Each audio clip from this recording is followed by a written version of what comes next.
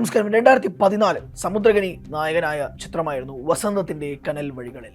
1940 P കൃഷ്ണപിള്ളയുടെ നേതൃത്വത്തിൽ CPM എന്ന പാർട്ടിയുടെ മുന്നേറ്റമായിരുന്നു ആ സിനിമ സംസാരിച്ചത്.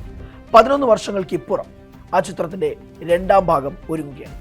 വീരവണക്കം എന്നാണ് ആ ചിത്രത്തിൻ്റെ പേര്. സമുദ്രകനി തന്നെയാണ് പ്രധാന വേഷത്തിലെത്തുന്നത്. സമുദ്രകനിയോടൊപ്പം ഒരു പറ്റം താരങ്ങളും ചിത്രത്തിൽ അണിനിരക്കുന്നുണ്ട്. ഭരത്, സുരഭി ലക്ഷ്മി, രമേശ് പിഷാരടി, അങ്ങനെ നമുക്ക് പരിചിതമായ ആളുകളാണ് ഈ ചിത്രത്തിൽ അഭിനയിക്കുന്നത്.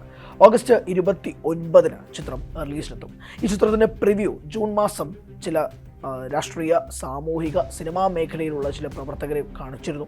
ആ സമയത്ത് ഗംഭീരമായ റെസ്പോൺസാണ് ചിത്രത്തിന് ലഭിച്ചിരുന്നത്. സിനിമയുടെ ഉള്ളടക്കം മാത്രമല്ല, ഇന്നും സംസാരിക്കപ്പെടേണ്ട ഒരു വിഷയമായിട്ട് ഈ സിനിമ മാറുന്നുണ്ട്. അതോടൊപ്പം തന്നെ ഈ സിനിമയിൽ വരുന്ന കഥാപാത്രങ്ങൾ, അവർ ഉൾക്കൊള്ളുന്ന അവരുടെ മാനസിക സംഘർഷങ്ങൾ, അത് കൃത്യമായി തന്നെ തിരശ്ശീലയിലേക്ക് കൊണ്ടെത്താനും സാധിച്ചു എന്നുള്ളതാണ് ഈ ചിത്രത്തിൻ്റെ ഏറ്റവും പ്രധാനപ്പെട്ട പ്ലസ് പോയിൻ്റായിട്ട് ഈ സിനിമ കണ്ടവരുടെ അഭിപ്രായം. അതുകൊണ്ട് തന്നെ ഓഗസ്റ്റ് 29 ഈ സിനിമ റിലീസിനെത്തുമ്പോൾ വലിയ പ്രതീക്ഷകളുണ്ട്. കാരണം വളരെ കാമ്പുള്ള, വളരെ ഡെപ്തുള്ള ഒരു സബ്ജക്റ്റാണ് ഈ സിനിമ സംസാരിക്കുന്നത് എന്നുള്ളതാണ് നമുക്ക് പ്രിവ്യൂ റിപ്പോർട്ട്സിൽ നിന്നും മനസ്സിലാക്കുന്നത്. 2014 ഈ ചിത്രത്തിൻ്റെ ആദ്യ ഭാഗം, അതായത് വസന്തത്തിൻ്റെ കനൽ വഴികളിൽ എന്ന ചിത്രം റിലീസിനെത്തിയപ്പോൾ പോലും സംസ്ഥാന സർക്കാരിൻ്റെ അവാർഡ് വരെ ലഭിച്ചിരുന്ന ചിത്രവും കൂടിയാണ്. ആ ചിത്രത്തിന് മേൽ വലിയ രീതിയിൽ തന്നെ അന്ന് റിലീസായപ്പോൾ പോലും ക്രിട്ടിക്സിൻ്റെ ഭാഗത്തു നിന്നും വലിയ പോസിറ്റീവായിട്ടുള്ള റെസ്പോൺസാണ് ഉണ്ടായിരുന്നത്. രണ്ടാം ഭാഗത്തിലേക്ക് വരുമ്പോഴേക്കും കഥാപരിസരം എന്താണ് എന്നുള്ളത് പ്രിവ്യൂ റിപ്പോർട്ട്സ് അല്ലെങ്കിൽ പ്രിവ്യൂ കണ്ടവരുടെ ഭാഗത്തു നിന്നും ഉണ്ടാകുന്ന വാക്കുകൾ ഇങ്ങനെയാണ്, അല്ലെങ്കിൽ സിനിമയുടെ കഥാഗതി പോകുന്നത് ഇങ്ങനെയാണെന്നാണ് പറയുന്നത്. ജാതിയുടെ പേരിൽ കടുത്ത വിവേചനങ്ങളും ആക്രമണങ്ങളും നേരിടുന്ന തമിഴ്നാട്ടിലെ ഒരു ഗ്രാമത്തിലെ കീഴ്ജാതിക്കാരുടെ രക്ഷകനായി എത്തുന്നത് മറ്റൊരു ഗ്രാമത്തിലുള്ള മേൽജാതിയിൽപ്പെട്ട ദീനദയാലുവും കരുത്തനുമായ രാജമഹേന്ദ്രൻ എന്ന ധനികനാണ്. MAക്ക് 1ാം റാങ്ക് നേടിയ ഒരു ദളിത് വിദ്യാർത്ഥിയെ പ്രണയത്തിൻ്റെ പേര് പറഞ്ഞ് ക്രൂരമായി മർദ്ദിച്ചതിനെ തുടർന്നുണ്ടായ സംഘടനത്തിൽ അവൻ്റെ അമ്മയുൾപ്പെടെ കൊല ചെയ്യപ്പെടുകയും ഗ്രാമവാസികളാകെ ഭയപ്പെടുകയും ചെയ്യുന്ന സാഹചര്യത്തിൽ രാജമഹേന്ദ്രൻ അവിടെ എത്തി അവരെ ആശ്വസിപ്പിക്കുകയും ധൈര്യം പകരുന്നതിനായി അധസ്ഥിതരുടെ ഉജ്ജ്വലമായ പോരാട്ട ചരിത്രങ്ങളിൽ ഇറങ്ങുന്ന കേരളത്തിൻ്റെ മണ്ണിലേക്ക് കൂട്ടിക്കൊണ്ടുപോവുകയും ചെയ്യുന്നു. ഇതാണ് ചിത്രത്തിൻ്റെ ഇതിവൃത്തം. അവിടെയാണ് ഈ ചിത്രത്തിൻ്റെ ആദ്യ ഭാഗവുമായിട്ടുള്ള കണക്ഷൻസ് വരുന്നത്. തൻ്റെ മുത്തച്ഛൻ്റെ ആത്മമിത്രമായിരുന്ന സഖാവ് പി കൃഷ്ണപിള്ളയുടെ നേതൃത്വത്തിൽ നടന്ന പോരാട്ട കഥകൾ മനസ്സിലാക്കുമ്പോൾ അവരിൽ വലിയ മാറ്റങ്ങൾ ഉണ്ടാകുമെന്നും രാജമഹേന്ദ്രന് ഉറപ്പുണ്ടായിരുന്നു.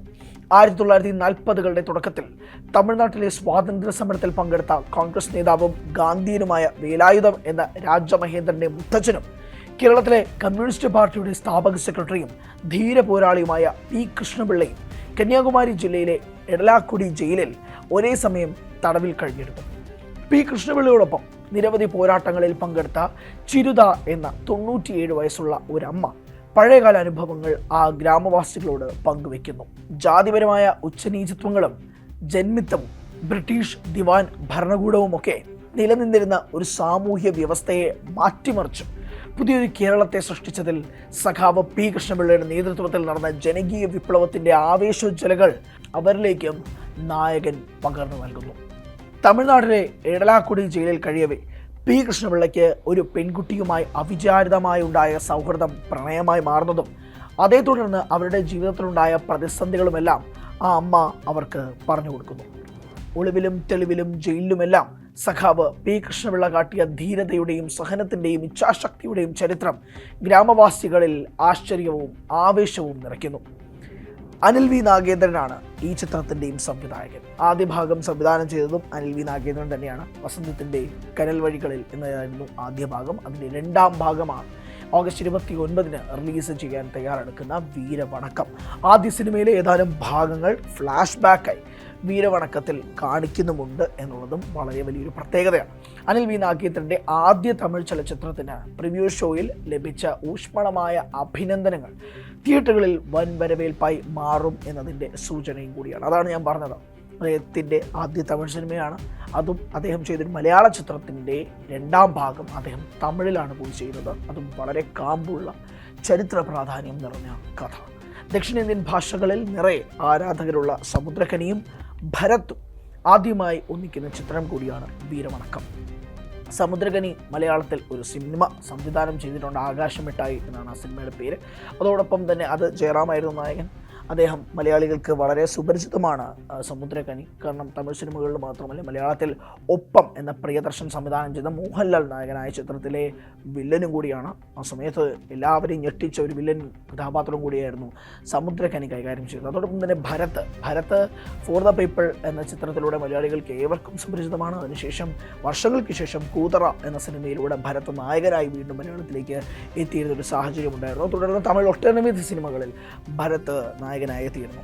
ഈ ചിത്രം, അതായത് വീരവണക്കം, റൊമാൻറ്റിക് ആക്ഷൻ ഹീറോ പരിവേഷത്തിൽ നിന്നും അതിശക്തമായ ഒരു ക്യാരക്ടർ വേഷത്തിലേക്കുള്ള ഭരത്തിൻ്റെ മാറ്റവും കൂടിയാണ്. അത് വളരെ ഈ ചിത്രത്തിൻ്റെ ഒരു പ്രധാന ഘടകവും കൂടിയാണ്.